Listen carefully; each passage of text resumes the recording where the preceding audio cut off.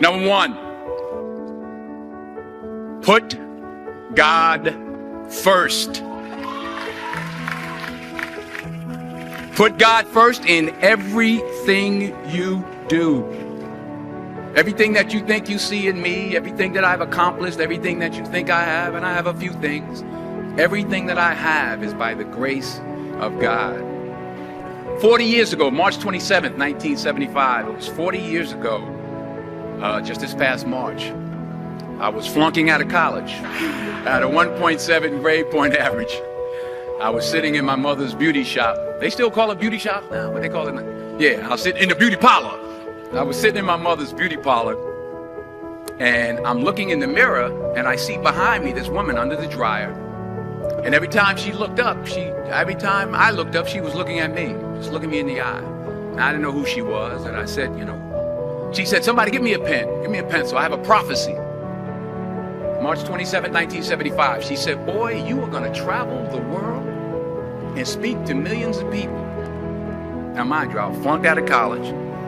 I'm thinking about joining the army. I didn't know what I was gonna do, and she's telling me I'm gonna travel the world and speak to millions of people. Well, I have traveled the world, and I have spoke to millions of people. But that's not the most important thing, the success that I had. The most important thing is that what she taught me and what she told me that day has stayed with me since. I've been protected, I've been directed, I've been corrected. I've kept God in my life, and it's kept me humble. I didn't always stick with him, but he always stuck with me. So stick with him in everything you do. If you think you want to do what you think I've done, then do what I've done and stick with God. Number two, fail big. That's right. Fail big. Today's the beginning of the rest of your life, and it can be very frightening. It's a new world out there. It's a mean world out there, and you only live once. So do what you feel passionate about. Take chances professionally. Don't be afraid to fail. There's an old IQ test, was 9 dots, and you had to draw 5 lines with a pencil within these 9 dots without lifting the pencil. The only way to do it was to go outside the box. So don't be afraid to go outside the box. Don't be afraid to think outside the box. Don't be afraid to fail big, to dream big. But remember, dreams without goals are just dreams, and they ultimately fuel disappointment. So have dreams, but have goals. Life goals, yearly goals, monthly goals, daily goals. I try to give myself a goal every day. Sometimes it's just to not curse somebody out. Simple goals, but have goals. And understand that to achieve these goals, you must apply discipline and consistency.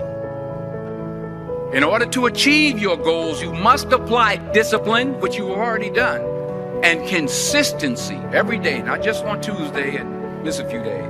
You have to work at it every day. You have to plan every day. You've heard the saying, we don't plan to fail, we fail to plan. Hard work works. Working really hard is what successful people do. And in this text, tweet, twerk world that you've grown up in, remember, just because you're doing a lot more doesn't mean you're getting a lot more done. Remember that. Just because you're doing a lot more doesn't mean you're getting a lot more done. Don't confuse movement with progress. My mother told me, she said, yeah, because you can run in place all the time and never get anywhere. So continue to strive, continue to have goals, continue to progress. Number 3, You'll never see a U-Haul behind a hearse. I don't care how much money you make, you can't take it with you. And it's not how much you have, it's what you do with what you have. We all have different talents. Some of you will be doctors, some lawyers, some scientists, some educators, some nurses, some teachers. Yeah, okay. The most selfish thing you can do in this world is help someone else. Why is it selfish? Because the gratification, the goodness that comes to you, the good feeling that I get from helping others, nothing's better than that. Not jewelry, not big house I have, not the cars, but it's the joy. That's where the joy is, in helping others. That's where the success is. Finally, I pray that you put your slippers way under the bed tonight, so that when you wake up in the morning, say thank you for grace. Thank you for mercy. Thank you for understanding. Thank you for wisdom. Thank you for parents. Thank you for love. Thank you for kindness. Thank you for humility. Thank you for peace. Thank you for prosperity. Say thank you in advance for what's already yours. That's how I live my life. That's why I am. One of the reasons why I am today. Say thank you in advance for what is already yours. True desire in the heart for anything good is God's proof to you, sent beforehand to indicate that it's yours already.